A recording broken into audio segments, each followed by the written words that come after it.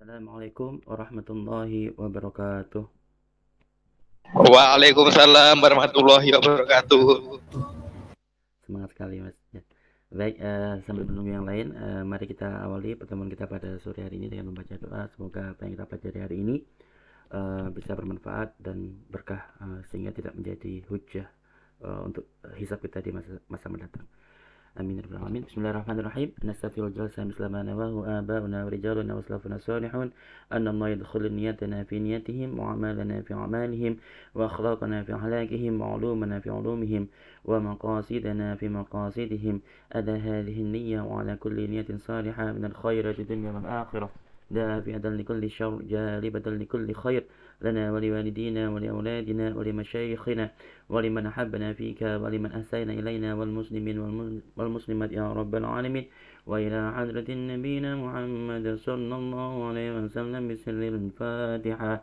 أعوذ بالله من الشيطان الرجيم. بسم الله الرحمن الرحيم.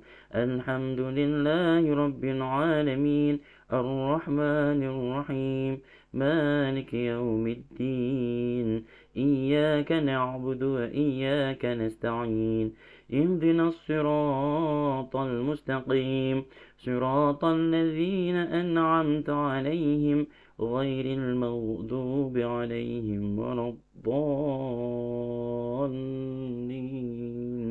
رب اغفر لي ولوالدي وللمؤمنين آمين. بسم الله الرحمن الرحيم. نويت التعلم والتعليم والتذكر والتذكير والنفع والانتفاع والإفادة والاستفادة والحث على التمسك بكتاب الله وسنة رسوله والدعاء إلى الهدى والدلالة على الخير ابتغاء وجه الله ومرضاته وقربه وثوابه. سبحانك لا علم لنا إلا ما علمتنا إنك أنت العليم الحكيم.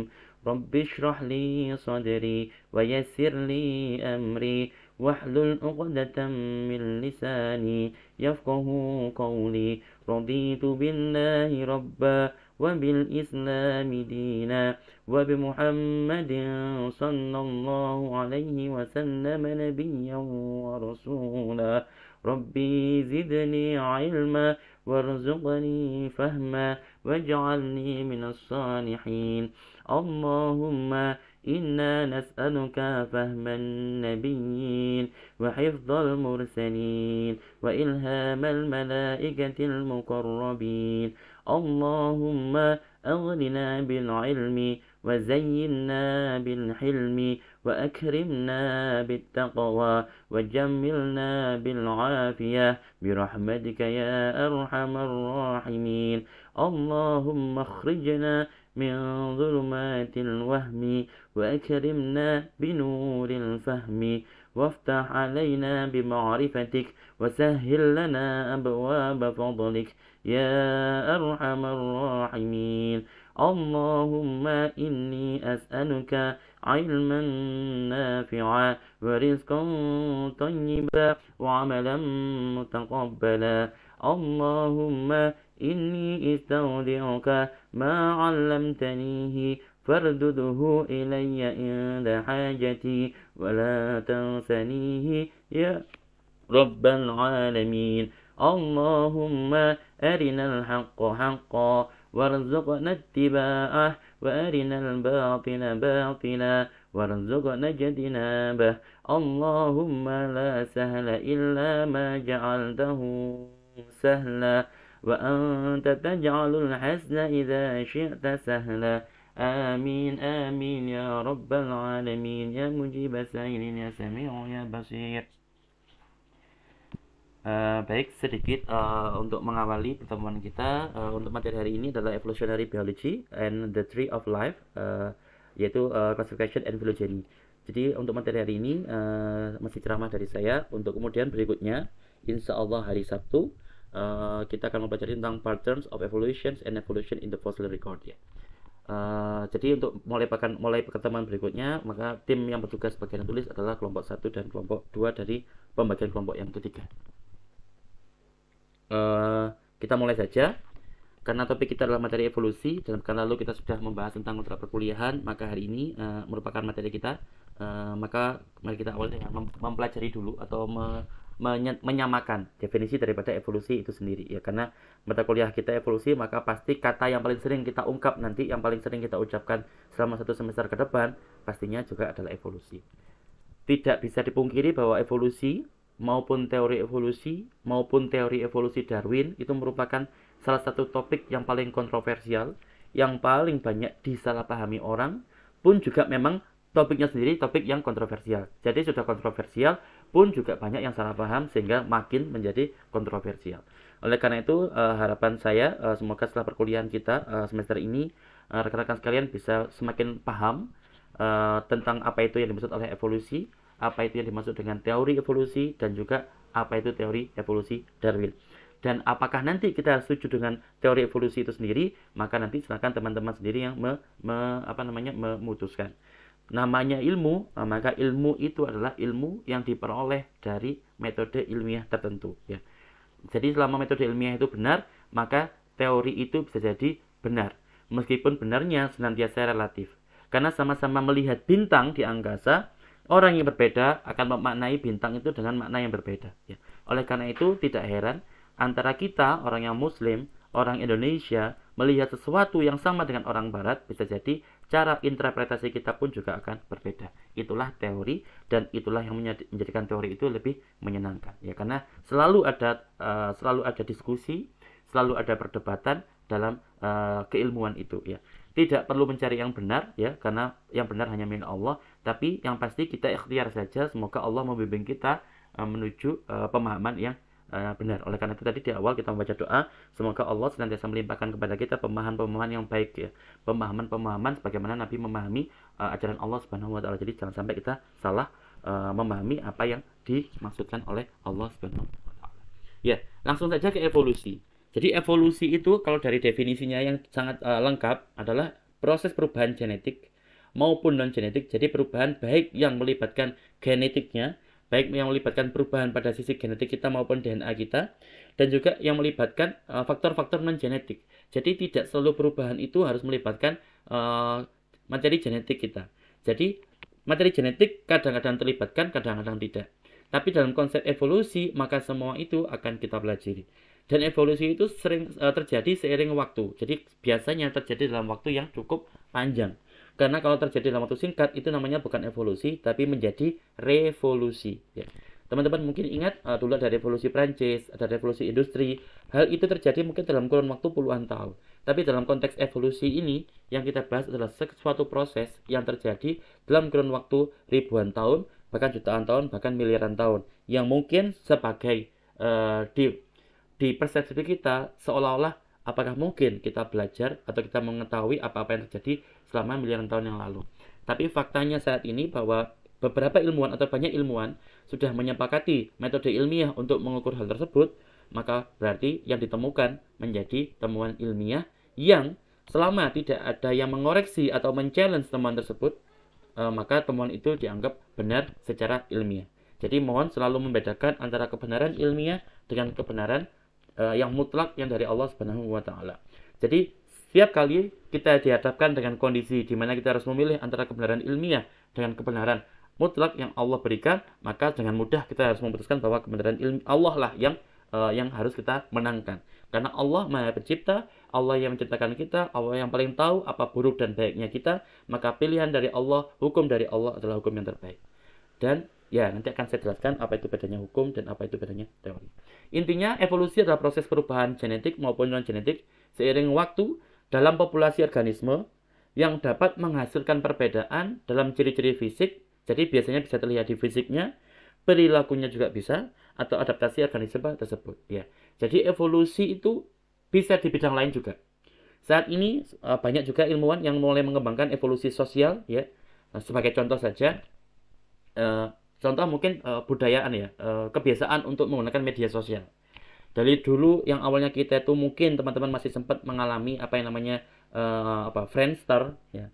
Kemudian Friendster beralih setelah menguasai selama bertahun-tahun, beralih dikuasai oleh Facebook. Kemudian setelah Facebook akan berpindah kepada Instagram, dari Instagram beralih sampai sekarang adalah TikTok.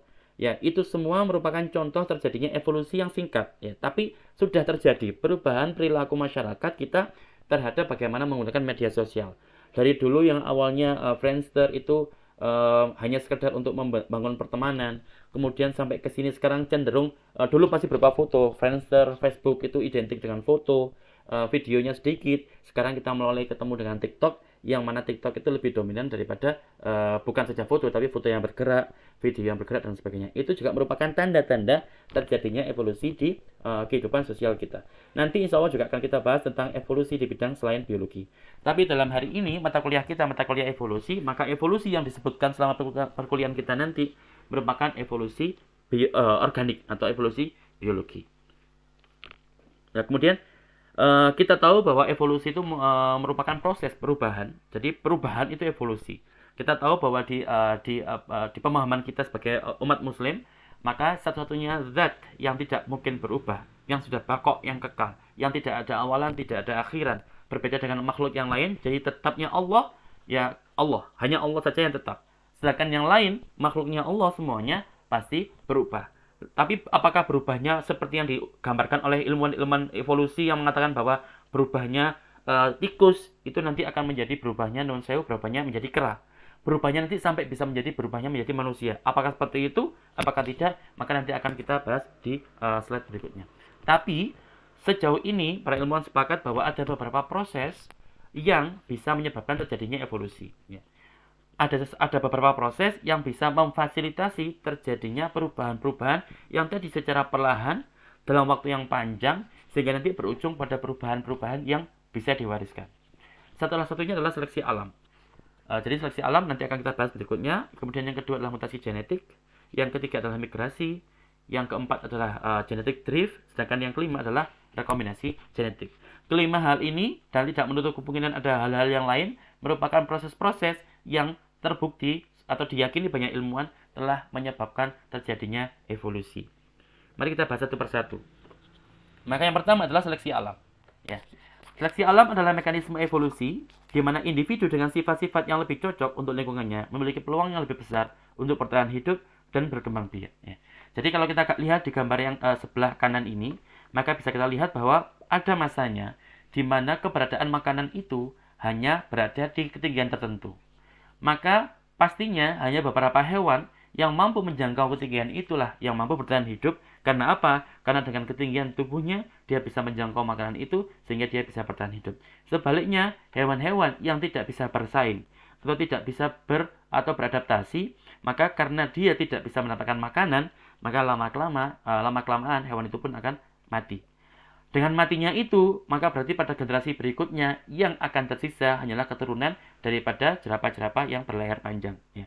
Karena itu merupakan sifat yang memang ideal untuk hidup di area itu dengan kondisi makanan atau daun-daunan hanya berada di ketinggian tertentu. Ya. Tapi sebaliknya mungkin di kondisi lain, di waktu yang lain, sejadi justru sebaliknya.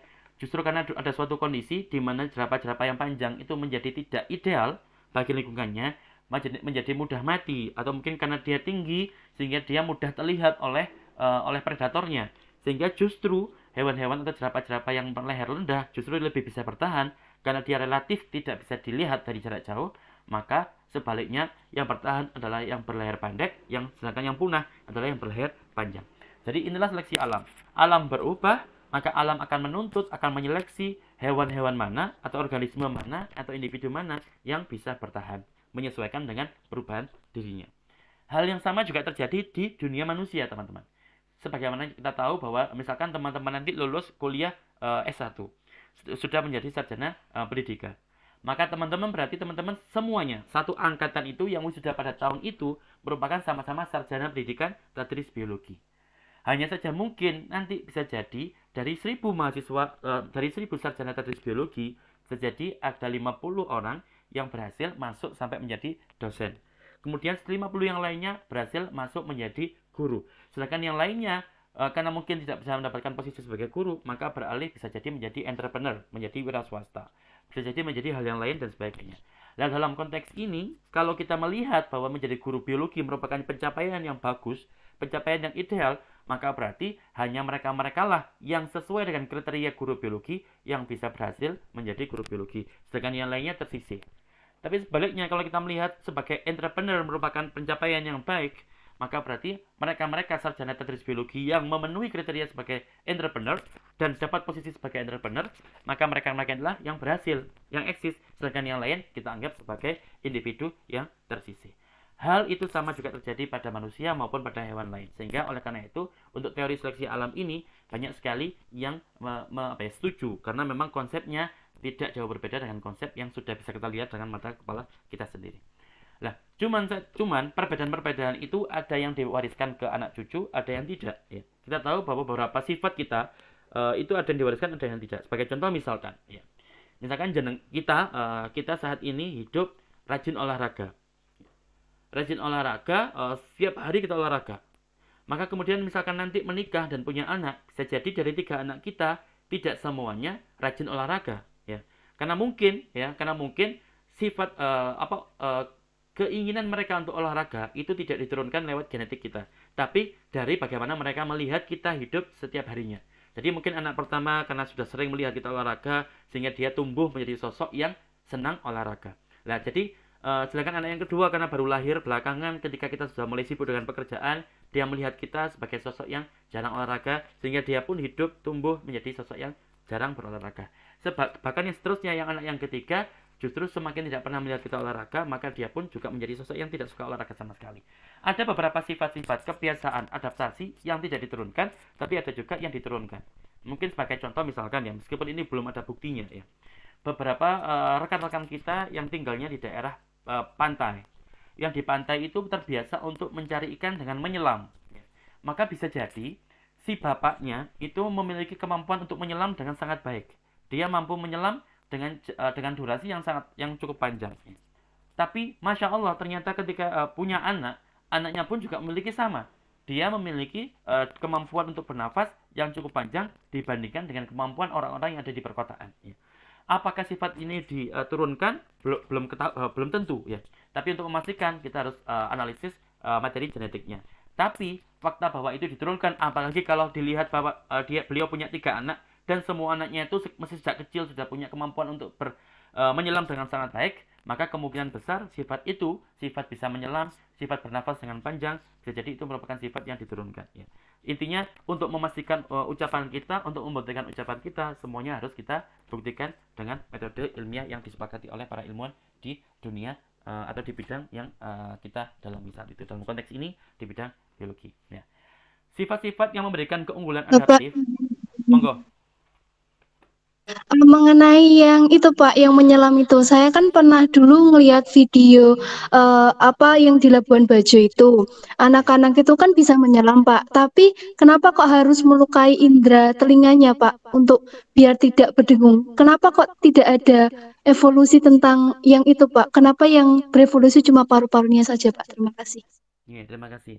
Baik Mbak, informasi yang sangat bagus. Saya belum pernah mendengar. Tapi kan memang benar kalau kita suka menyelam itu kan semakin dalam kedalaman daripada perairan itu tekanannya semakin tinggi.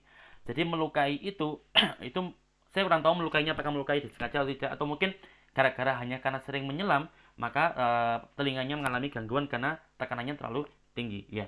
Jadi apakah itu mengalami perubahan? Ya bisa jadi Mbak. Lama-lama kan misalkan ya contohnya adalah selama mungkin 100 tahun ini generasi tersebut akan selalu mengalami gangguan telinga karena suka menyelam. Maka nanti mungkin periode berikutnya, generasi berikutnya sejak kecil pun sudah mengalami gangguan telinga karena sudah semakin menahun. Jadi mutasi genetiknya mungkin terjadi dan seterusnya sehingga yang saat ini lahir belum sakit telinga, jadi nanti lama-lama menjadi sudah tercoding atau bisa terkode seperti itu. Tapi itu hanya dugaan saya saja. Tapi memang secara logis siapa-siapa yang menyelam dalam kedalaman yang sangat dalam dan tidak disertai dengan peralatan menyelam yang memang proper, maka bisa mengalami gangguan seperti itu. Meskipun kita mampu menjaga nafas kita, tapi yang untuk hal yang lain mungkin karena kurang dilatih, jadi menjadi tidak sekuat paru-paru kita. Ya. Tapi Mbak, kalau dari saya, seberapa banyak pun kerusakan pada tubuh kita sebagai manusia, sampai kapanpun kita masih tetap menjadi manusia. Jadi beberapa ilmuwan sepakat dengan hal itu. Tapi ilmuwan yang lain mengatakan bahwasanya semakin banyak kerusakan pada tubuh manusia, semakin banyak mutasi pada tubuh manusia, maka lama-lama manusia itu bisa jadi berevolusi menjadi makhluk lain.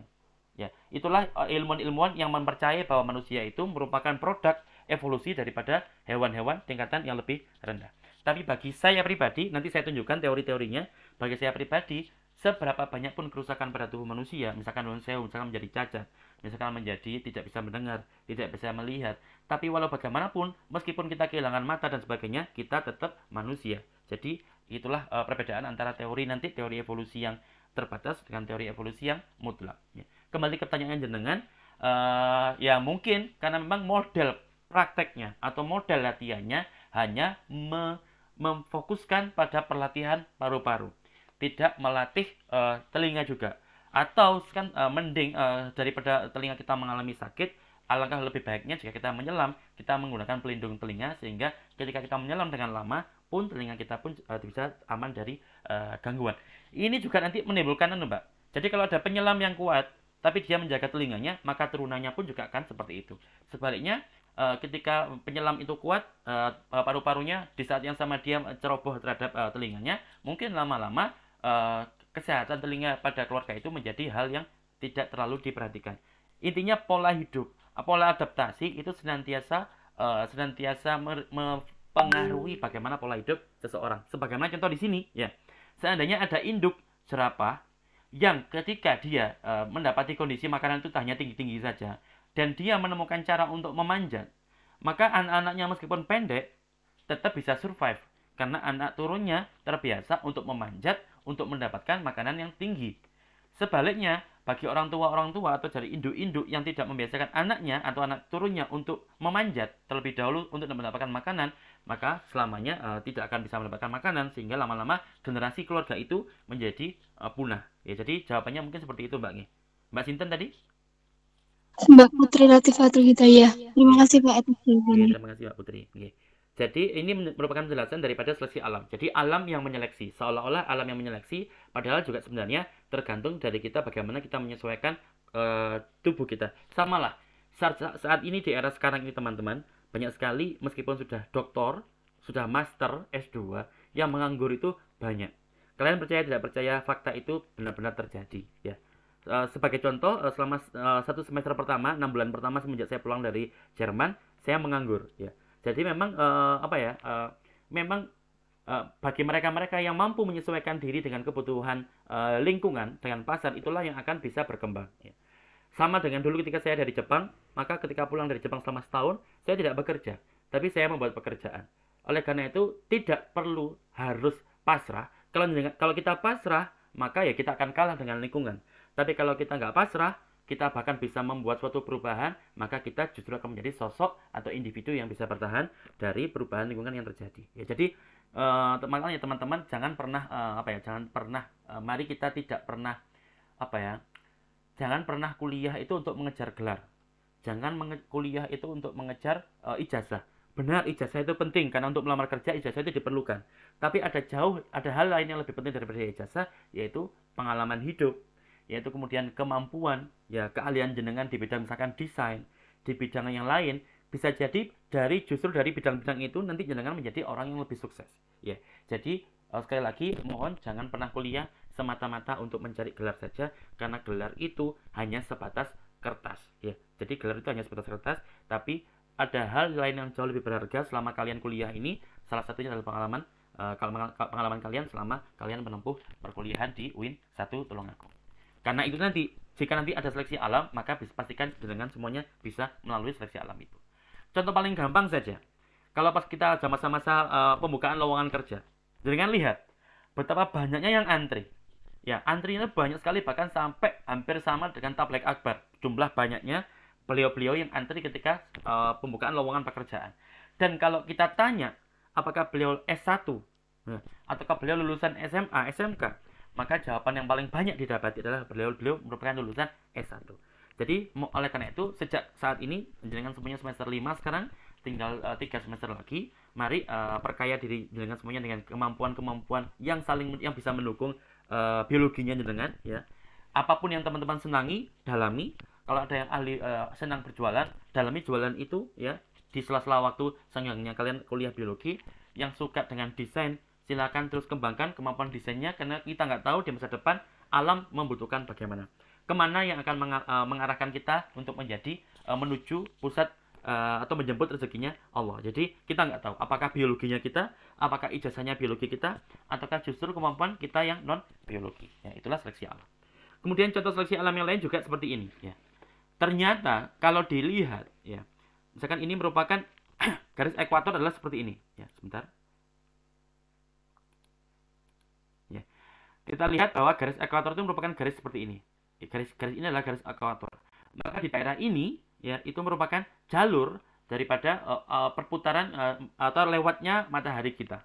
Sehingga kalau dilihat dari suhunya, suhu yang ada di daerah ekuator ini bisa lebih tinggi daripada suhu yang lainnya. Kemudian ditinjau dari kulit, ini bukan ras ya, ini bukan rasis, tapi ditinjau dari warna kulit masyarakat dunia. Maka warna kulit penduduk bumi yang berada di sekitar ekuator itu cenderung gelap, ya, cenderung gelap. Mengapa? Karena bagi kita yang gelap itu merupakan kondisi yang paling ideal untuk menghadapi paparan sinar UV dari matahari yang memang lewatnya dilewat di jalur ekuator. Semua bagian dunia terkena sinar matahari, tapi intensitas daerah yang ada di ekuator itu relatif lebih tinggi dibandingkan yang lain. Oleh karena itu, bagi penduduk-penduduk di sekitaran ekuator termasuk Indonesia, kulit yang warnanya coklat bahkan sampai menuju gelap itu merupakan kulit yang paling baik. Karena apa? Karena dengan kulit gelap itu ada melanin. Melanin inilah yang melindungi kita dari pengaruh buruk sinar UV. Ya. Kemudian juga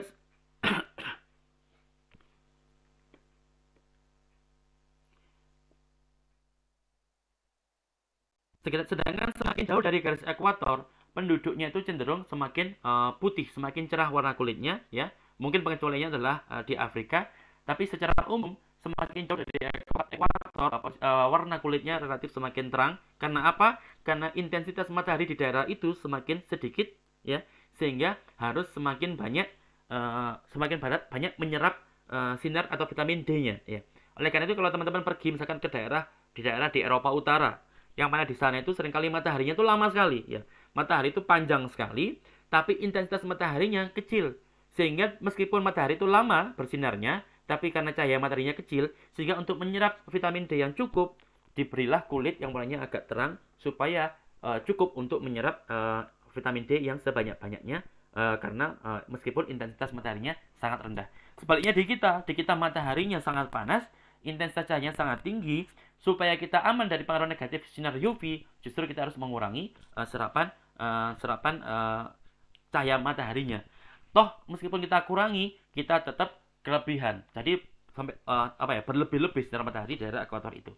Inilah juga merupakan contoh seleksi alam, karena bisa jadi mereka-mereka yang mungkin kulitnya tidak atau rentan terhadap sinar UV, bisa jadi akan mudah terkena kanker kulit, ya. Jadi itulah salah satu contoh seleksi alam yang terjadi pada kasus perbedaan warna kulit bagi penduduk dunia.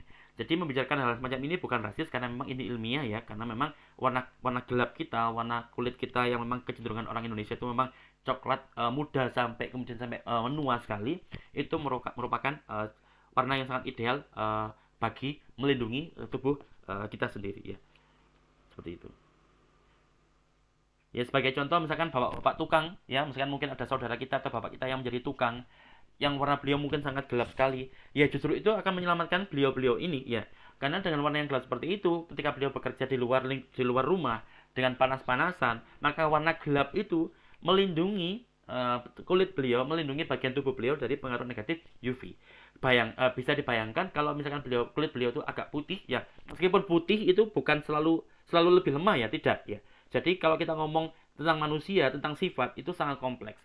Tapi kalau kita sekarang menggunakan perspektif warna putih dan warna lebih gelap, maka kita anggap sementara warna yang putih relatif lebih sensitif terhadap matahari, sebaliknya yang lebih gelap relatif lebih kuat terhadap sinar matahari di daerah ekuator.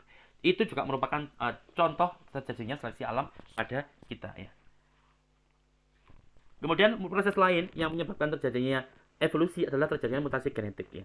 Kita tahu bahwa sebelumnya mutasi genetik adalah perubahan acak dalam urutan DNA. Kita tahu kita tersusun atas 4 asam basa nukleotida ya. Ada A, ada T, ada G, ada C. A, T, G, C ya. A, T, G, C ini membentuk susunan-susunan yang sangat panjang sekali sehingga terbentuklah DNA kita. Nah, DNA kita ini ternyata juga sangat rentan ya. Meskipun dia itu kuat, tapi sesekali beberapa saat tertentu dia juga sangat sensitif. Sebagai contoh, terkena sinar matahari UV saja bisa jadi merusak genetik, merusak DNA kita. Ya. Tidak semuanya, beberapa bagian. Tapi di saat yang sama, tubuh kita pun juga merecover. Tubuh kita memiliki proses yang bisa memperbaiki kerusakan itu. Ya. Pada saat-saat tertentu kerusakan itu bisa diperbaiki, tapi pada saat-saat tertentu yang lainnya kerusakan itu sudah tidak bisa diperbaiki lagi sehingga terjadilah penyakit genetik yang mungkin bisa menurun. Ya. Jadi mutasi genetik yang terjadi secara terus-menerus dan lama, ya, maka itu juga bisa menyebabkan terjadinya evolusi pada manusia. Ya. Seperti itu. Lantas kemudian proses lain yang juga bisa menyebabkan terjadinya evolusi adalah migrasi atau dispersi.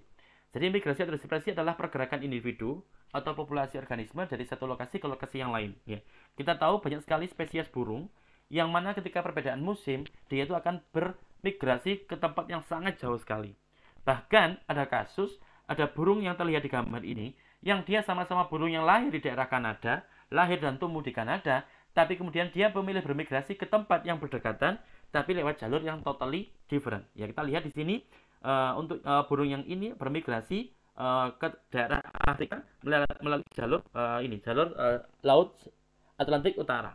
Tapi sebaliknya burung yang sama jenisnya sama-sama juga dari Kanada, dia bermigrasi ke daerah Afrika juga, tapi melalui jalur medannya.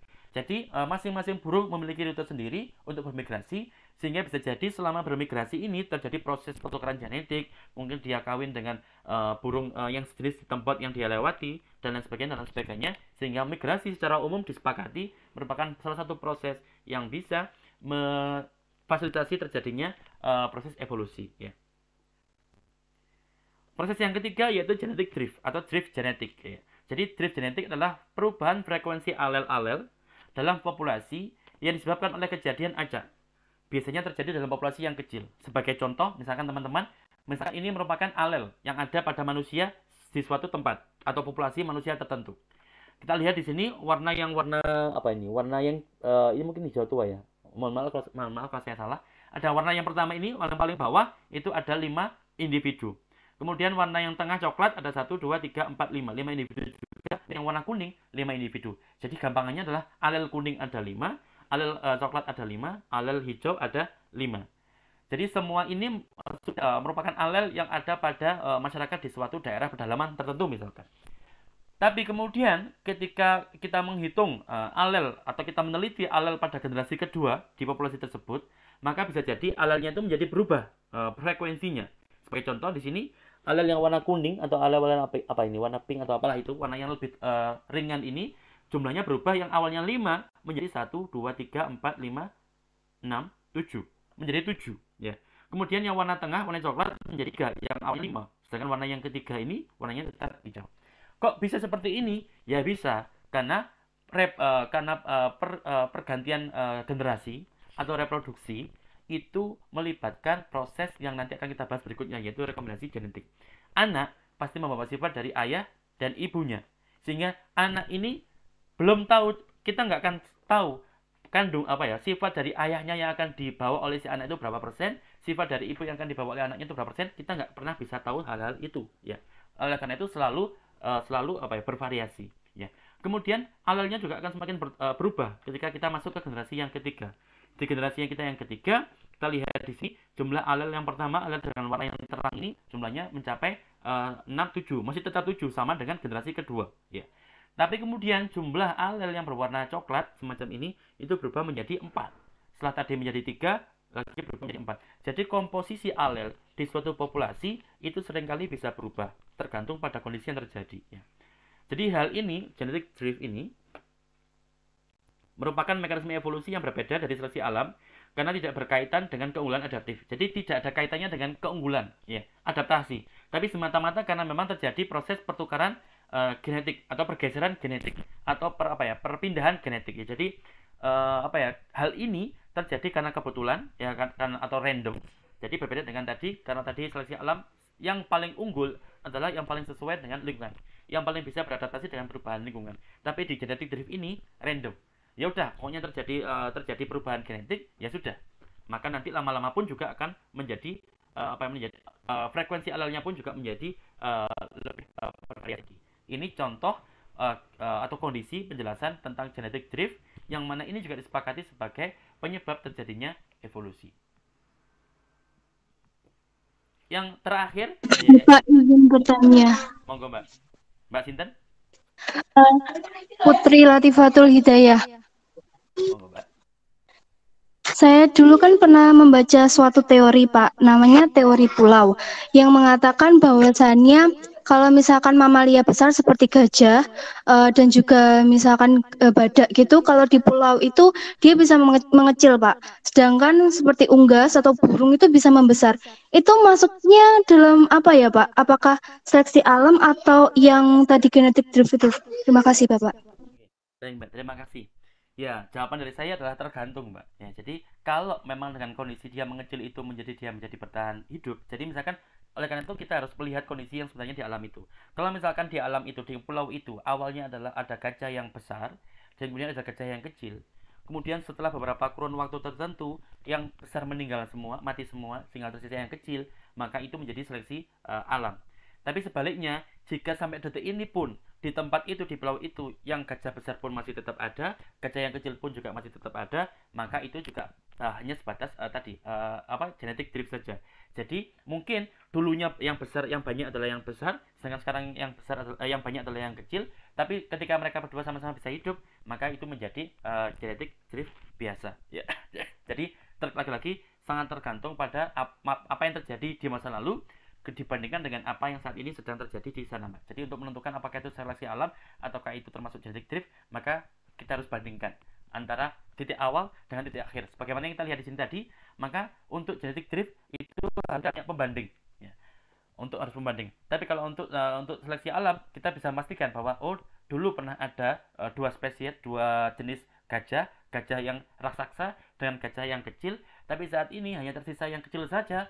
Maka berarti terjadi seleksi alam di pulau tersebut. Gajah-gajah yang raksasa cenderung untuk punah, untuk mati. Bisa jadi karena mungkin makanannya kurang, bisa jadi karena ada predator, bisa jadi karena banyak faktor ya. Tapi gajah-gajah kecil bisa eksis, berarti gajah kecil inilah yang paling adaptif terhadap perubahan lingkungan yang terjadi di pulau tersebut, Mbak. Ya, mungkin seperti itu, Mbak Putri. Baik, terima kasih, Bapak. Oke, terima kasih. Lantas yang terakhir yaitu rekomendasi genetik, yaitu ini merupakan proses di mana materi genetik dari dua orang tua berbeda digabungkan untuk membentuk keturunan baru. Jadi ini merupakan salah satu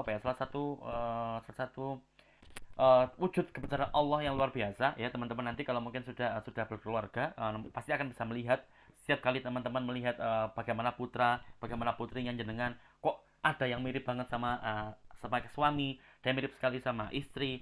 Itu jadi hampir setiap hari itu kita pasti akan terkagum-kagum kok bisa anak sekecil ini yang memang yang orang lain bukan diri kita itu bisa memiliki sifat yang benar-benar mirip dengan kita ya. Hal itu bisa terjadi karena ada rekomendasi genetik antara kita, genetiknya ayah dengan genetiknya dari si pihak ibu atau si pihak istri ya. Bahkan karena memang anak itu merupakan produk rekombinasi atau produk daripada kombinasi antara materi genetik ayah dengan materi genetik ibu, maka tidak mungkin ada anak itu yang mirip 100% dengan ayah ataupun dengan ibu ya. Mereka hanya mirip, tapi miripnya itu nggak sampai identik. Bahkan ketika ada saudara kembar yang identik pun, itu tetap pasti ada perubahannya. Tidak mirip 100% total di semua aspek mirip, tidak. Lagi-lagi itu merupakan tanda kebesaran Allah bahwa meskipun orang tua kita sama ya, ibu kita sama, ayah kita sama, kok bisa jadi antara adik atau anak pertama, anak kedua, anak ketiga itu bisa berbeda-beda.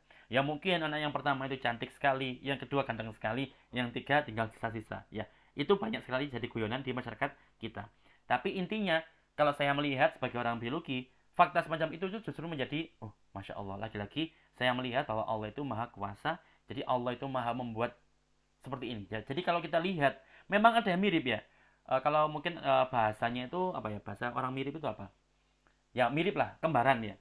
Jadi ada ucapan dari orang, saya kurang tahu levelnya apa, apakah ilmuwan ataukah memang hanya orang biasa atau bahkan ulama, saya kurang jelas. Tapi ada faktanya bahwa satu orang itu pasti memiliki kembaran yang jumlahnya mungkin 7 di seluruh dunia ini. Ya, saya nggak bisa menerjemahkan itu bagaimana, tapi memang fakta seringkali kita bertemu dengan orang yang itu ada kemiripan, meskipun dia bukan keluarga kita. Dan lagi-lagi itu semakin memperkuat keyakinan kita bahwa Allah Maha Kuasa. Karena Allah mampu mengotak-atik ya kombinasi genetik manusia untuk bisa akhirnya sama. Ya. Sebaliknya untuk keluarga yang dekat saja itu relatif jarang untuk memiliki saudara yang memang benar-benar sama dengan kita. Jadi ini merupakan satu misterinya Allah yang semakin kita pikirkan, semakin kita renungkan, itu semakin membuat kita kagum terhadap kemampuan atau kekuasaan Allah Subhanahu wa taala.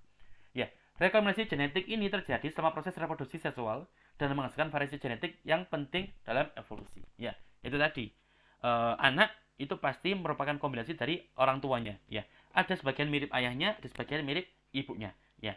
Tapi seberapa persen kemiripan daripada ayahnya pada seorang anak tidak bisa ditentukan, ya. Meskipun dulu ada anggapan bahwa kalau anak laki-laki itu pasti lebih dekat ke ibunya, ya. Kalau anak laki perempuan lebih dekat ke ayahnya. Ya sebatas itu, tapi untuk kemiripannya ya juga masih sangat bervariasi. Dari antara satu keluarga dan keluarga lain sangat bervariasi. Ya. Kemudian karena sekarang ini teman-teman, kita ini kan sekarang belajar tentang teori evolusi, ya. Mari kita sebelum kita melangkah lebih lanjut, mari kita sedikit membandingkan antara apa itu teori evolusi, apa itu hipotesis, dan apa itu hukum-hukum ya. Jadi kalau di tataran ilmiah, hipotesis itu merupakan pertanyaan-pertanyaan yang terlontar dari kita, pertanyaan-pertanyaan ilmiah yang kita miliki atau yang ilmuwan miliki atau yang orang lain miliki berkaitan dengan fenomena lingkungan. Ya. Pertanyaan itu kalau belum ada jawabannya atau belum dicarikan bukti yang mendukung jawabannya, maka pertanyaan tadi itu dianggap sebagai hipotesis. Makanya teman-teman nanti kalau membuat skripsi mungkin biasanya diminta untuk membuat hipotesis penelitiannya. Jadi misalkan teman-teman ingin menguji pengaruh metode pembelajaran di sekolah misalkan di MAN Tulungagung. Ya. Kemudian teman-teman ingin menerapkan metode yang tertentu. Misalkan teman-teman ingin menerapkan metode yang namanya metode lesson study, yaitu metode pembelajaran yang menerapkan partisipasi dari semua komponen pembelajaran yang ada di kelas itu. Jadi guru menilai menilai semuanya. Kemudian nanti ada guru kedua, guru ketiga, kemudian antar siswa menilai siswa yang lain seperti itu. Ya.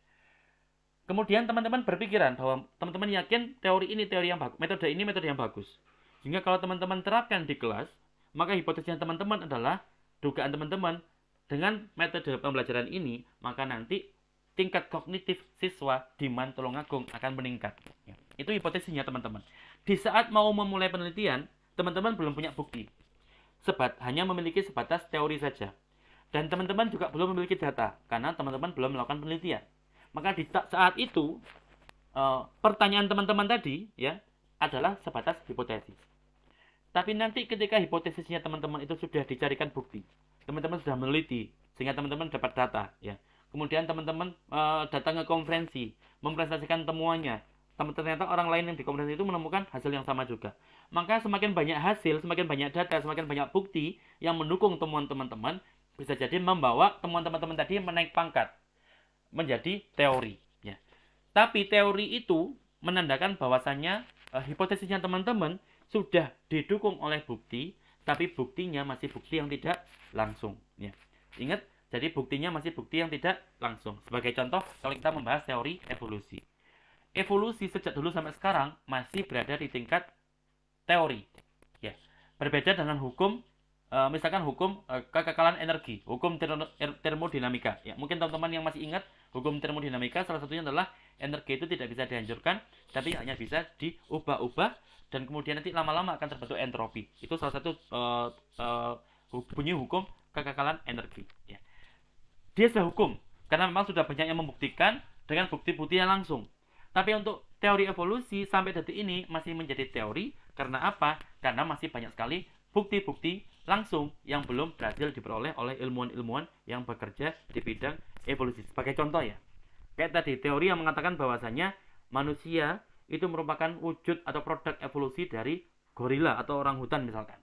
Orang hutan merupakan wujud evolusi dari makhluk-makhluk yang lebih rendah, misalkan dari monyet, atau kemudian dari kucing, dan seterusnya, semakin ke bawah semakin ke protista, semakin ke benda yang tidak hidup. Ya. Ucapan mereka bisa mengatakan hal seperti itu karena memang ada bukti. Buktinya apa? Buktinya karena mereka menemukan ada fosil protista itu ditemukan di kedalaman tanah yang kalau diukur usianya itu jumlahnya berkisar miliaran tahun yang lalu. Jadi sehingga dikatakan bahwa miliaran tahun yang lalu, awal-awal dulu itu ada protista. Kemudian mereka temukan lagi fosil baru. Ya, fosil itu menandakan adanya makhluk-makhluk, tidak ada makhluk hidup sama sekali. Hanya ada benda mati saja. Mungkin usianya lebih tua, jadi ditemukan di daerah yang usianya itu puluhan miliar tahun yang lalu misalkan. Sehingga dengan mengatakan bahwa ternyata protista itu baru ditemukan di kedalaman yang menandakan usia 4 miliar tahun yang lalu. Tapi sedangkan benda-benda yang tidak hidup itu sudah bisa ditemukan di kedalaman tanah sejak usia puluhan miliar tahun yang lalu. Karena puluhan miliar tahun yang lalu lebih tua, maka berarti dibuatlah teori bahwa berarti kehidupan itu diawali dari benda-benda mati dulu. Lama-lama kemudian nanti mencapai 4 miliar tahun yang lalu baru muncul kehidupan dalam bentuk protista. Dan ternyata mereka menemukan lagi fosilnya misalnya manusia, ya, ditemukan di kedalaman tanah yang usianya itu kurang lebih hanya 1 miliaran tahun yang lalu. Sehingga dibuatlah teori, ternyata yang paling tua itu adalah benda mati. Kemudian nanti setelah sekian miliar tahun berikutnya muncul protista, berikutnya lagi muncul tumbuhan, kemudian muncul hewan, sampai nanti muncul manusia. Dan itulah yang menjadi sebab orang-orang merumuskan teori evolusi yang diyakini selama ini. Lagi-lagi bukti-bukti tadi itu bukan bukti yang langsung. Sehingga karena dia bukan bukti yang langsung, karena buktinya hanya kita menghitung, biasanya menghitung kerangkanya, kita menghitung fosil-fosil yang ada di daerah itu. Jadi belum bukti yang langsung yang benar-benar bisa meyakinkan kita bahwa hal itu memang terjadi. Sehingga temuan-temuan evolusi tadi memperkuat temuan evolusi yang lainnya, sehingga terbentuklah teori evolusi, ya. Tapi belum sampai menjadi hukum evolusi. Ya, itulah salah satu alasan mengapa kok bisa ada teori evolusi itu di kehidupan kita. Adapun bukti-bukti yang mendukung teori evolusi itu ada 3 kurang lebih. Yang pertama adalah fosil seperti yang tadi saya sebutkan. Kemudian yang kedua adalah struktur homologi, yaitu kesamaan struktur anatomi pada organisme yang berbeda adalah bukti evolusi. Sebagai contoh misalkan, manusia punya kaki, kambing punya kaki. Kalau dilihat tulang yang di kakinya kambing dengan tulang di kakinya kita manusia itu ada kemiripan. Loh, spesies yang berbeda, manusia dan kambing, kok sama-sama memiliki kemiripan bentuk tulang. Maka orang-orang di bidang evolusi meyakini bahwa berarti kambing dan manusia memiliki kekerabatan. Ya. Tapi kalau ilmuwan evolusi yang lain tidak melihat seperti itu. Jadi mereka berpendapat bahwa kalaupun di manusia itu ada tulang yang sama dengan tulang di kambing, ya semata-mata karena memang kaki itu memiliki fungsi yang sama. Di kambing untuk berjalan, di manusia pun untuk berjalan, sehingga tulang yang semacam itu merupakan tulang yang ideal untuk berjalan. Jadi pola pikirnya menjadi berbeda. Tidak heran di bawah payung teori evolusi itu ada banyak sekali teori evolusi yang lain selain teori evolusi Darwin. Nanti saya tunjukkan. Ya, jadi itu merupakan struktur homologi. Monggo kalau ada pertanyaan.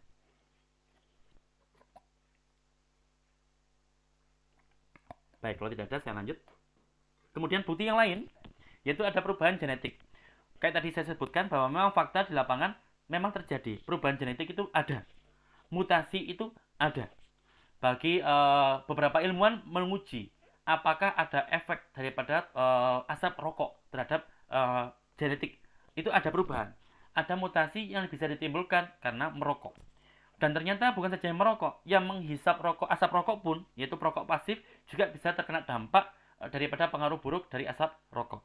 Intinya banyak hal seperti UV, asap rokok, kemudian mungkin makanan yang terkontaminasi racun, terkontaminasi bakteri, semua itu bisa menjadi sebab atau bisa menjadi fasilitator terjadinya mutasi genetik atau perubahan genetik.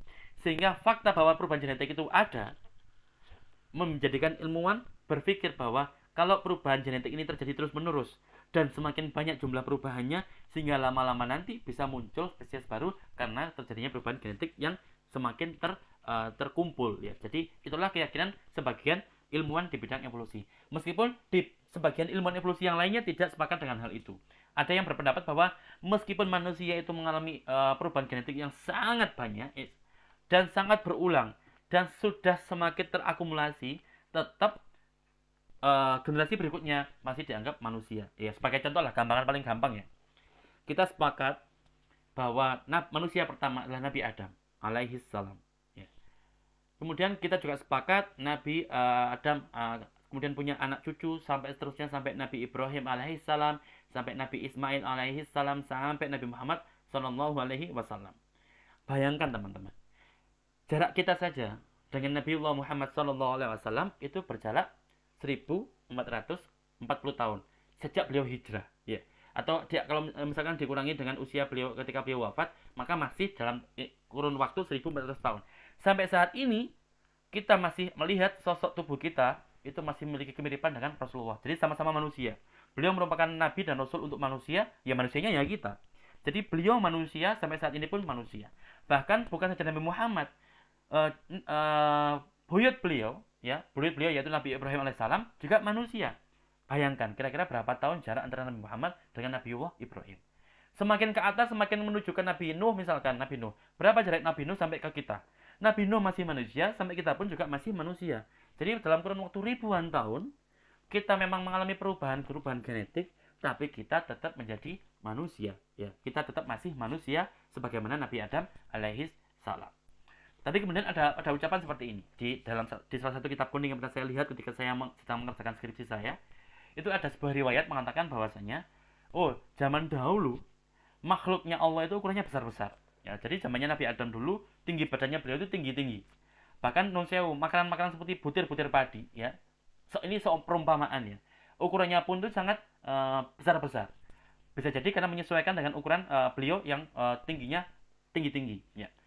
Bagi teman-teman yang kurang percaya, kalau teman-teman berangkat ke negeri Yaman, ya, di Yaman itu kemarin baru ditemukan ada makamnya Nabiullah Hud alaihissalam, ya. Bukan kemarin, beberapa tahun yang lalu. Jadi makam beliau itu juga memiliki ukuran yang panjang, ya, lebih dari 3 meter 4 meter, ya. Jadi sangat panjang sekali. Apakah memang makam yang panjang itu menandakan bahwa memang jasad yang dimakamkan di dalamnya juga memiliki panjang semacam itu? Wallahu a'lam bishawab, hanya Allah yang tahu, karena kita berbicara tentang kurun waktu yang sangat jauh ke belakang.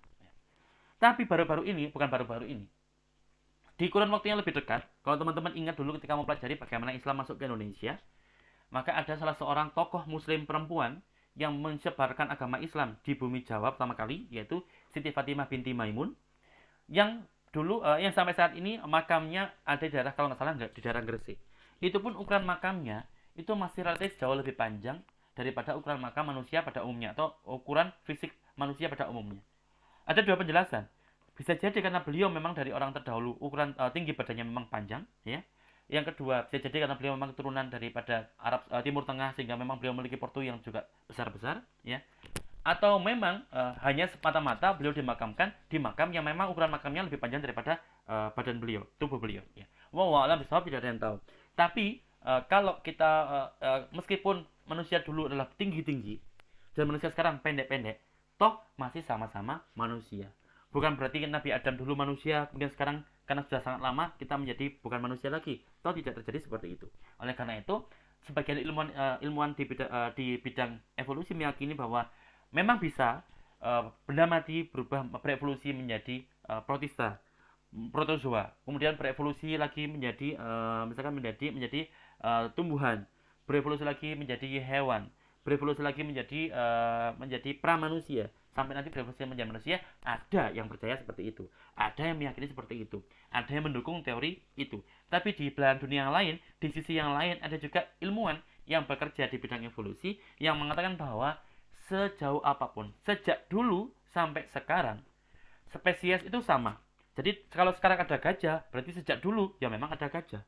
Kalau sekarang ditemukan kuda, ya sejak dulu memang ada kuda. Kalaupun ada kuda yang berbeda-beda, ya sejak dulu memang ada kuda yang berbeda-beda, ya. Meskipun kuda-kuda tadi seiring berjalannya waktu terus berubah, kena panas matahari, bermutasi materi genetiknya, terkena makanan buatan, terjadi mutasi genetik. Tapi sebanyak apapun mutasi genetik pada tubuh individu tadi, masih tetap individu itu dianggap sebagai manusia misalkan, atau kuda misalkan, atau hewan yang lainnya. Jadi nanti akan saya jelaskan di gambar yang gampang, ya. Jadi ini akan saya terangkan di pertemuan berikutnya karena ini berkaitan dengan fosil. Jadi untuk fosilnya akan saya jelaskan di pertemuan berikutnya. Ya. Nah, sekarang ini yang terpenting. Ini yang paling banyak disalahpahamin orang. Yang paling banyak membuat orang menjadi antipati terhadap teori evolusi. Apa itu? Untuk bisa mengetahui, untuk bisa menjawab kontroversi ini, kita harus bisa membedakan antara apa itu evolusi. Tadi sudah kita bahas di awal-awal. Apa itu teori evolusi? Tadi juga sudah saya jelaskan di awal-awal, saya singgung-singgung. Dan yang terakhir, apa itu teori evolusi Darwin? Maka kita jawab satu persatu, apa itu evolusi, apa itu teori evolusi, dan apa itu teori evolusi Darwin. Evolusi merupakan perubahan. Perubahan yang terjadi secara perlahan, baik secara genetik maupun non-genetik, dalam kurun waktu yang lama, sehingga nanti ada yang diturunkan ke generasi berikutnya, ada yang tidak. Itu evolusi. Ya, jadi sudah kita bahas di pembahasan yang awal tadi. Nah, sekarang teori evolusi itu apa? Teori evolusi itu merupakan bagian keilmuan yang berusaha menjelaskan evolusi, yaitu perubahan tadi, dari kacamata keilmuan dengan cara menggunakan metode ilmiah, sehingga nanti yang diperoleh adalah temuan ilmiah. Yang temuan ilmiah tadi bisa jadi memperkuat teori evolusi yang berkembang saat itu, maupun semakin memperlemah teori evolusi yang ada pada saat itu. Jadi itulah teori evolusi.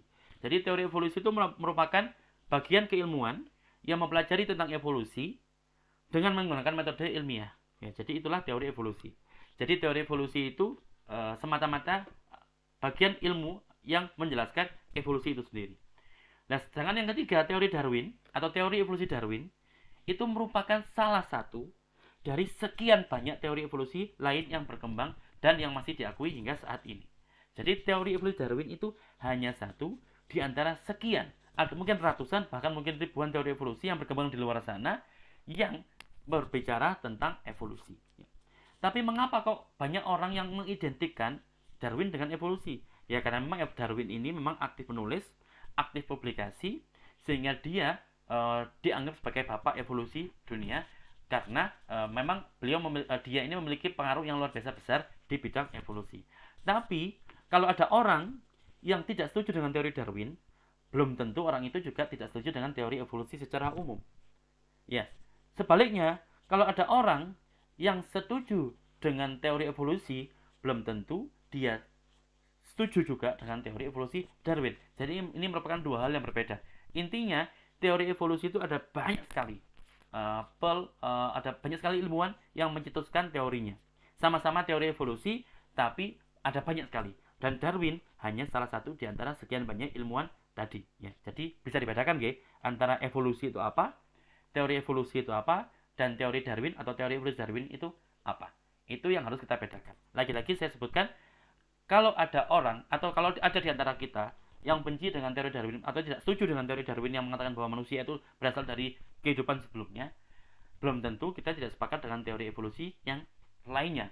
Yang bisa jadi teori itu justru juga tidak sepakat dengan teori evolusi Darwin. Sudah sangat lumrah di dalam cabang keilmuan tertentu itu ada yang pro, ada yang kontra. Sebagai contoh, sama-sama biologinya, seringkali ilmuwan-ilmuwan yang mendalami bidang ekologi atau bidang lingkungan itu seringkali akan bentrok dengan ilmuwan-ilmuwan yang bekerja di bidang biologi molekuler, ya, atau yang bekerja di bidang rekayasa genetika. Karena mengapa? Karena bagi kita yang bergerak di bidang lingkungan, kita meyakini bahwa lingkungan yang Allah ciptakan itu sudah paling ideal. Jangan terlalu banyak diubah, jangan terlalu banyak diganggu, sudah biarkan dia seperti itu karena itu merupakan bentuk yang paling ideal bagi lingkungan itu. Tapi bagi beberapa orang yang bekerja di bidang molekuler, sebaliknya, kita harus mengetahui ciptaan Allah. Dengan cara apa? Dengan cara merekayasa materi genetik. Untuk apa? Untuk mengetahui apa fungsi dari ciptaan Allah tersebut. Ya. Jadi ada perbedaan sudut pandang sehingga akibatnya nanti akan menyebabkan terjadinya perbedaan pendapat. Ya, jadi hal itu lumrah. Selama tidak sampai saling membunuh, sampai tidak saling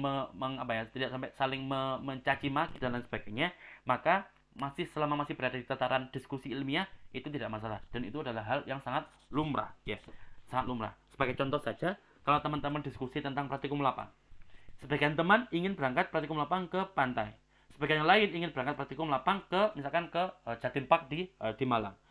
Selama diskusi itu masih diskusi saja diskusi secara positif, tidak sampai saling mencaci, saling memukul dan lain sebagainya, maka diskusi itu masih diskusi yang sangat sehat ya. Jadi mungkin seperti itu. Waktunya masih banyak nih.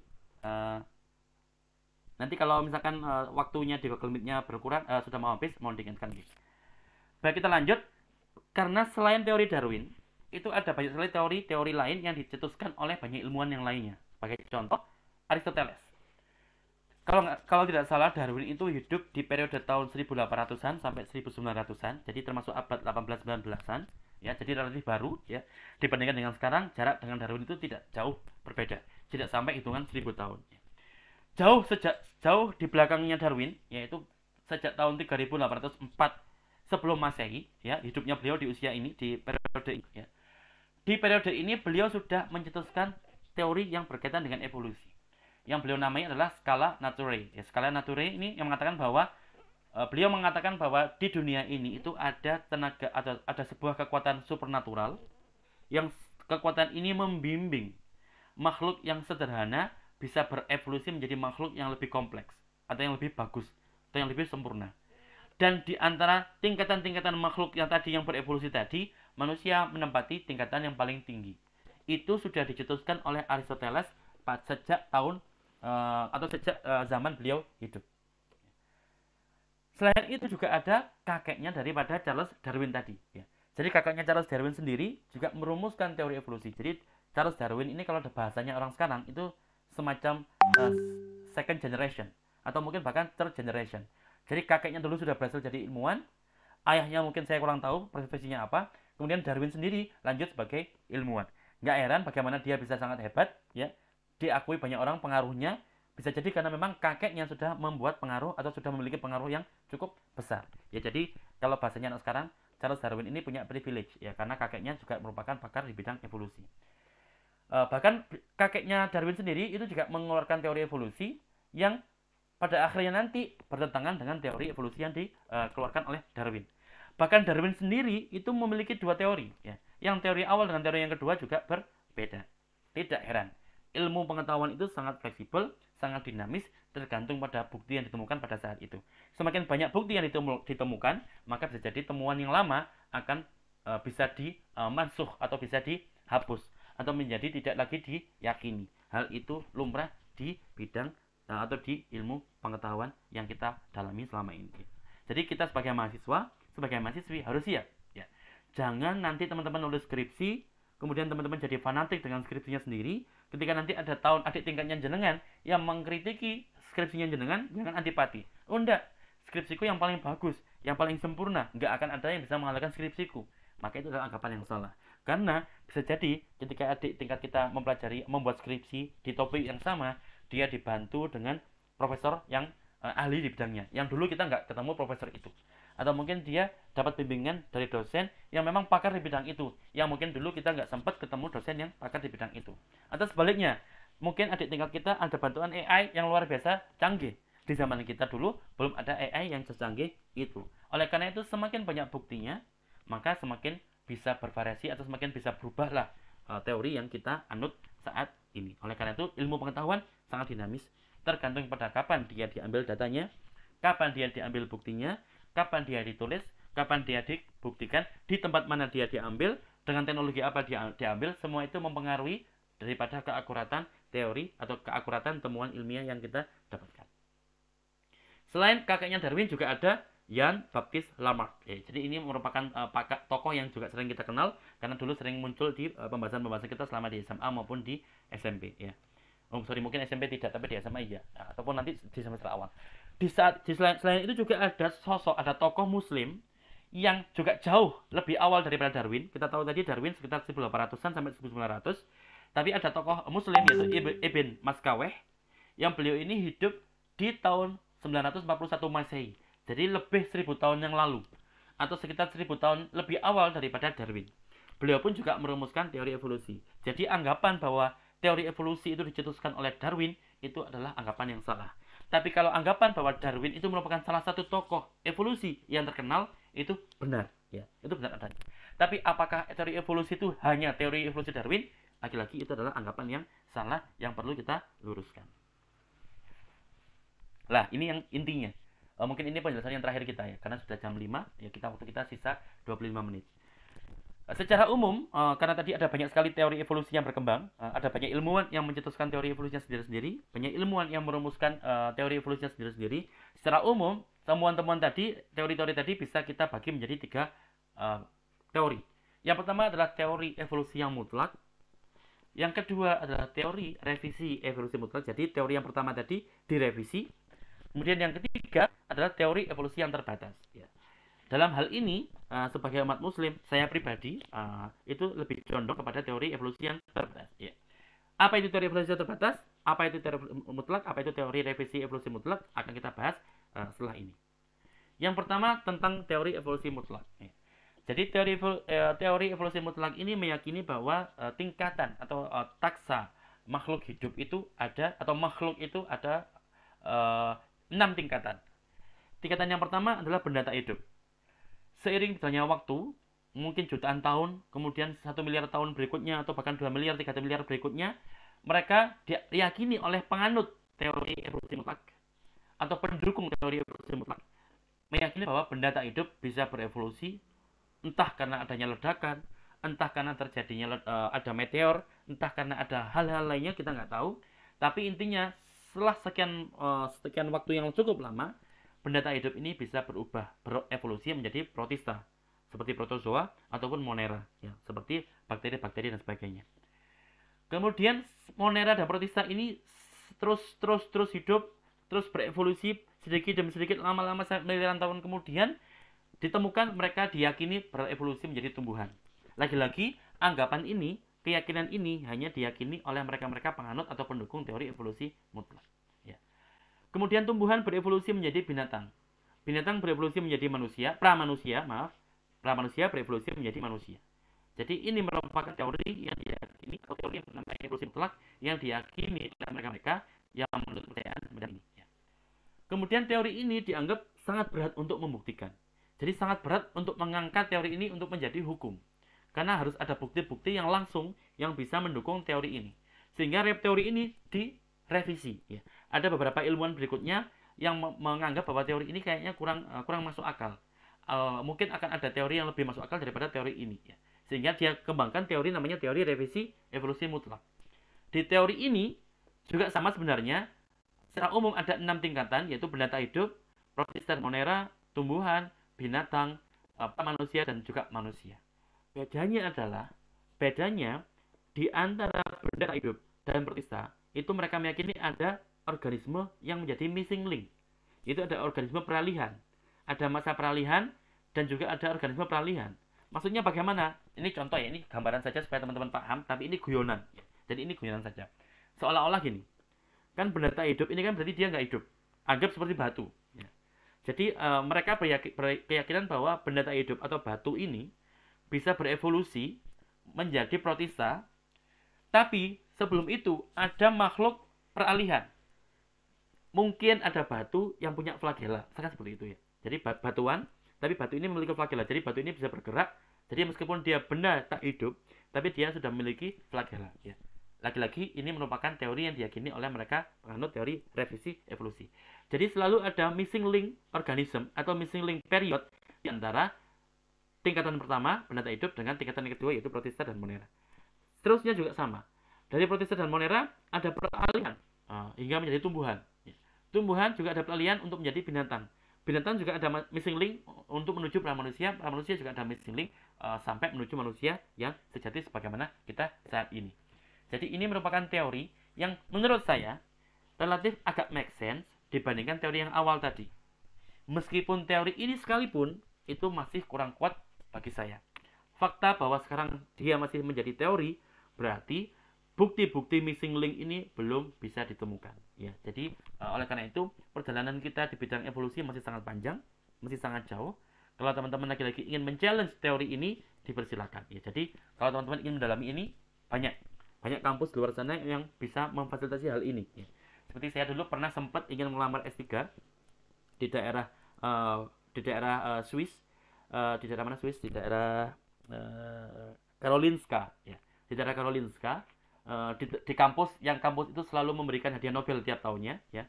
Di kampus itu ada seorang ilmuwan Yang ilmuwan ini mempelajari tentang evolusi pergerakan manusia dari daerah Timur Tengah ke daerah lain-lainnya. Ya, jadi beliau memprediksi kira-kira bagaimana sih pergerakan manusia, migrasi manusia dari pusat kehidupan di masa lalu, yaitu daerah Timur Tengah, menuju tempat yang di semua daerah di dunia ini. Ya, saya dulu sempat tertarik untuk mendalami hal itu, tapi kemudian karena saya sering mendengar bahwa di negara itu Islamofobi itu sangat kental, ya, seperti yang teman-teman lihat akhir-akhir ini ada seseorang yang merupakan dari orang Irak, kemudian dia dia pindah ke tinggal di sana lama, menjadi ateis, kemudian dia kemarin membakar Al-Quran tidak hanya sekali, berulang kali, dan hal semacam itu memang relatif lumrah untuk daerah negara di Swedia. Sehingga meskipun Swedia itu bagus buat pendidikan, tapi saya pribadi agak berat untuk studi di sana. Maka teman-teman nanti memang kalau memiliki pikiran yang sama dengan saya, silakan pilih negara lain yang mungkin lebih welcome terhadap Islam. Sebagai contoh Jepang, ya. Jepang itu sangat welcome. Saat ini sudah banyak sekali makanan halal di sana, banyak sekali masjid di sana, jadi sangat welcome. Di negara lain misalkan di Korea juga sama. Di Korea juga sudah sangat welcome dengan Islam, ya. Bahkan saat ini di Korea sudah biasa kita kerja diizinkan untuk Jumatan, ya. Jadi seperti itu. Kalau dulu saya di Jepang, saya bikin perjanjian. Saya akan kerja sangat giat di hari lain, tapi hari Jumat mulai jam 11 sampai jam 1 saya harus keluar dari kantor. Jadi negara lain seperti itu. Tapi negara saat ini Jepang sudah sangat welcome, Korea juga sudah sangat welcome, di Jerman juga sudah sangat welcome. Jadi bisa teman-teman jadikan referensi kalau nanti teman-teman ingin studi lanjut di luar negeri. Dan teori yang ketiga, ini teori yang saya anggap sebagai teori yang paling masuk akal. Teori yang paling masuk akal di antara teori-teori evolusi yang lainnya. Jadi namanya teori evolusi terbatas. Teori ini mengatakan bahwasannya kalau saat ini itu sudah ada manusia, maka sejak awal dulu manusia pun ada. Mohon diingat kita ngomong manusia, berarti manusia pertama adalah Nabi Adam. Sebelum Nabi Adam turun ke muka bumi ini, sudah ada makhluk lain. Bumi ini sudah diisi oleh makhluk-makhluk yang lain. Ya. Buktinya apa? Buktinya di ayat Al-Quran. Jadi di ayat Al-Quran di surat Al-Baqarah, saya agak lupa ayatnya. Tapi dikatakan bahwa ketika Allah mengatakan bahwa Allah berfirman bahwa Allah akan menciptakan manusia yang pertama kali, sempat ada penolakan dari malaikat Allah. Apakah engkau benar-benar ingin menciptakan manusia? Bukankah mereka adalah pembuat kerusakan di alam bumi? Berarti memang sudah ada makhluk lain sebelum Nabi Adam yang memang sudah tinggal di bumi dan berbuat kerusakan. Jadi oleh karena itu ada makhluk lain sebelum Nabi Adam yang memang sudah tinggal di bumi. Jadi seperti itu. Tapi kalau kita ngomong tentang manusia pertama, sudah fix tetap bahwa manusia pertama adalah Nabi Adam alaihi salam. Tapi teori ini mengatakan bahwa kalau saat ini ada manusia, maka berarti sejak dulu ada nenek moyangnya manusia, yaitu manusia. Ya. Nenek manusia sampai sekarang turun-temurun, mereka mengalami mutasi, terus mutasi berubah adaptasi, migrasi dan sebagainya. Sampai saat ini toh kita masih tetap manusia.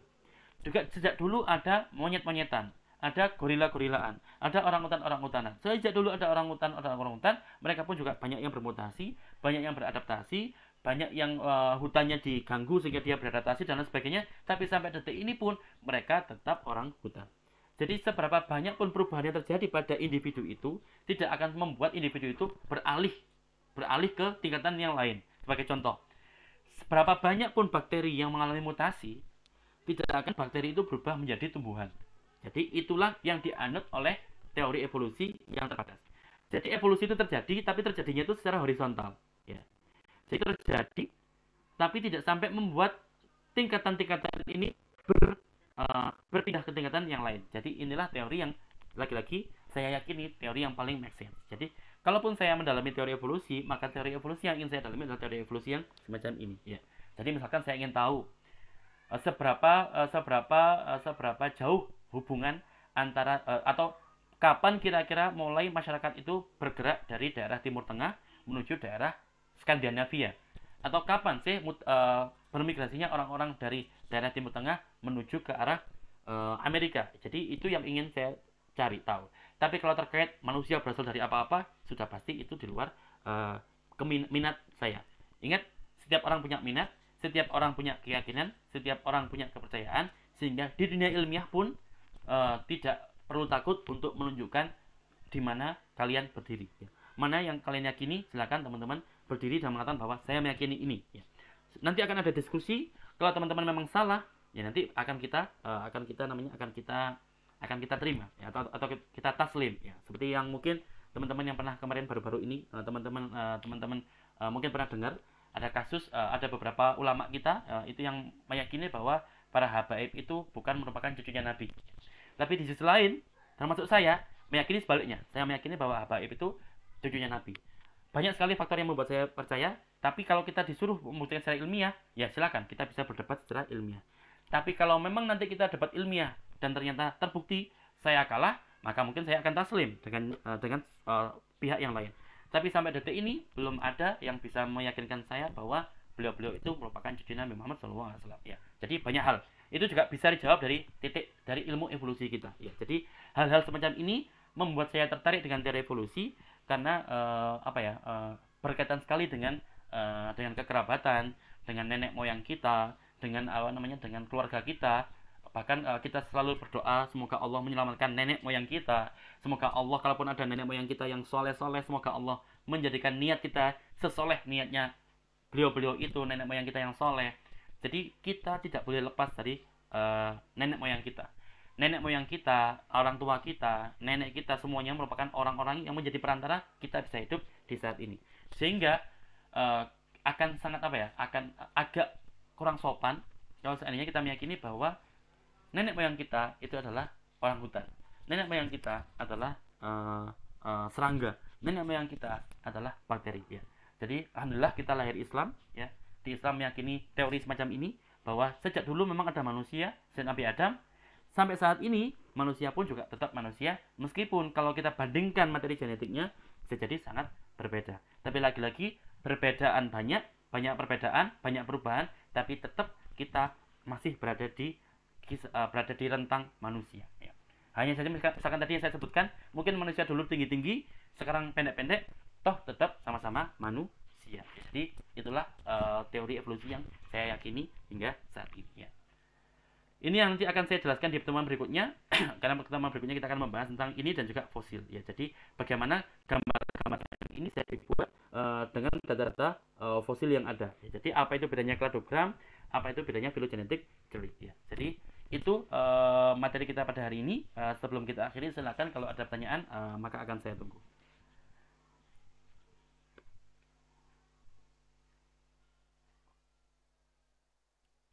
Aman ini? Betul ketiduran kan ya? Baik, kalau begitu nanti kita ketemu lagi pada hari Sabtu. Jadi mohon nanti dicarikan kelasnya. Mungkin kelas kita bisa tetap karena hari Sabtu biasanya ruangannya banyak yang kosong ya. Jadi insya Allah hari Sabtu kita bertemu offline di kelas. Kemudian sambil ini kita kan masih punya hutang satu pertemuan lagi ya. Apakah kalau jenengan semuanya bisa kuliah Senin offline? Karena kalau saya mungkin Sabtu besok akan berangkat ke Tulungagung. Jadi kalau memang teman-teman nanti mau kuliah penggantinya hari Senin, maka saya nggak pulang ke Malang, maka saya akan tetap di Tulungagung sampai hari Senin. Jadi nanti kita bisa kuliah, jadi kita nggak punya tanggungan. Kita masih punya satu hutang, yaitu hutang evolusi satu pertemuan. Karena seharusnya hari ini adalah pertemuan yang keempat ya. Ketiga ya.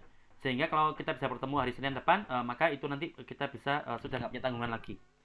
Kemudian kalau yang teman-teman ikut fisiologi hewan juga kalau seandainya bisa kuliah hari Senin, maka mohon nanti bisa dikoordinasikan dengan Mbak Sapna selaku PJ ya. Mungkin sekian, mari kita akhiri pertemuan kita. Semoga apa yang kita pelajari hari ini insya Allah hanya sedikit karena hanya 2 SKS, tapi kita senantiasa berdoa semoga apa yang kita pelajari saat ini senantiasa bisa berkah ya, bisa bermanfaat bagi kita maupun orang-orang sekitar kita. Lebih-lebih semoga apa yang kita pelajari saat ini bisa memperkuat iman kita sehingga kita menjadi sosok yang lebih beriman kepada Allah Subhanahu wa taala. Bismillahirrahmanirrahim.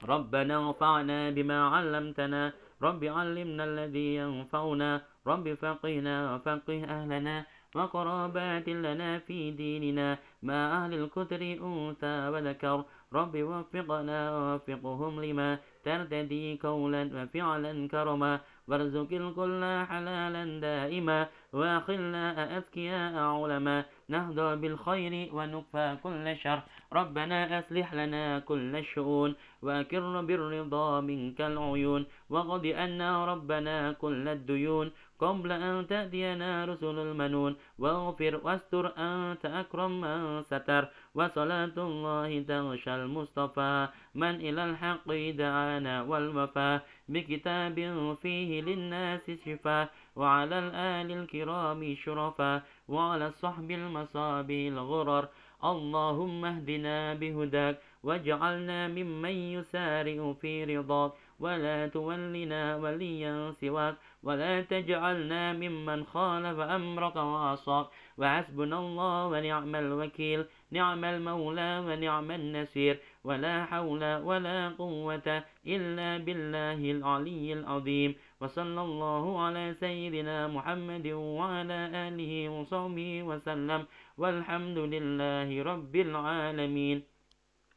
يا ربنا اعترفنا بأننا اقترفنا وأننا أسرفنا على الله أشرفنا فتب علينا توبة تغسل كل حوبة واستر لنا الأورات وآمن الروعات واغفر لوالدينا ربي ومولودينا والأهل والإخوان وسائر الخلان وكل ذي محبة أو جيرة أو صحبة والمسلمين أجمع آمين رب فاسمع فدلا وجود منا لا باكتساب منا بالمصطفى الرسول نهضى بكل سول صلى وسلم ربي عليه عد الحب